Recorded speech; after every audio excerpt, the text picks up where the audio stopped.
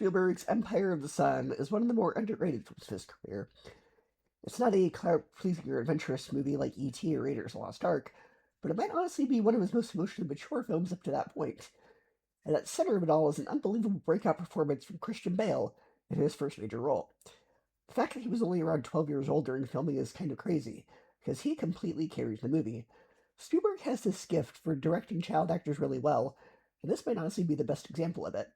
Whether it's Key Kwan in Indiana Jones' The Temple of Doom, the kids in E.T., or the children in Jurassic Park, he knows how to make performances from kids feel natural, emotional, and believable, instead of overly movie-like. Bale feels completely real here. What makes the movie so effective is the perspective it chooses. A lot of World War II films focus on soldiers, politics, or the large-scale horrors of war. This movie puts you directly into the shoes of a child who doesn't fully understand what's happening at first. Jim starts the movie living this privileged, almost sheltered life, and in the beginning there's almost a sense of wonder and curiosity about the world around him. He doesn't fully grasp the seriousness of war because he's still a kid. That innocence is what makes the movie hit so hard as things get darker and darker. You watch the world slowly strip away his safety and stability, while he's desperately trying to survive in circumstances that no child should ever have to experience. And the movie really captures how terrifying and chaotic war would feel from that perspective. There are scenes where Jim almost treats the war like an adventure early on, but over time the reality starts crashing down around him. Starvation, fear, separation from family, constant uncertainty. The movie shows the brutal things people had to do just to stay alive. Yet somehow, even in the middle of all that darkness, Jim never completely loses optimism or spirit. That's probably the most powerful thing about the film. Christian Bale plays him with this constant sense of hope and energy that keeps the movie from becoming completely hopeless.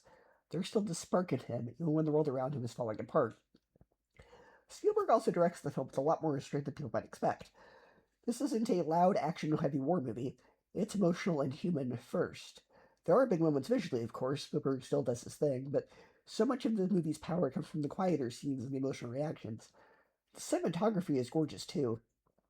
Some shots almost feel dreamlike, even while showing these horrible situations. It creates a strange contrast between the beauty of childhood imagination and the ugliness of war. And then there's the music. John Williams, as always, absolutely knocks it out of the park. Honestly, at this point, it almost feels repetitive to praise John Williams because he's consistently incredible, but the music here really deserves recognition. The score is emotional, haunting, beautiful, and uplifting all at once. It gives the movie so much heart. Some scenes would still work without the music, but Williams elevates them into something unforgettable. The soundtrack perfectly captures both the innocence of Jim's perspective and the tragedy happening around him. My one real nitpick is honestly the random appearance from Ben Stiller. It is weird seeing him pop up in a serious war drama because that's just not what most people would associate him with. And the cameo just feels unnecessary. It was one of those moments where I noticed the actor instead of the character. If you removed him from the movie entirely, basically nothing changes. It's not enough to hurt the movie overall, but it did stick out to me in a really bad way. Still, the movie is fantastic. It's emotional, powerful, beautifully directed, and anchored by an incredible performance from Christian Bale that immediately showed he was going to become something special. It's one of those war dramas that focuses less on battle and more on humanity, survival, and innocence being challenged by the horrors of the world. Because it's told at the highs of a child, it hits differently than most World War II films. It feels really personal. Definitely a must-watch, especially if you're a Spielberg fan, or if you want to see where Christian Bale's career really began.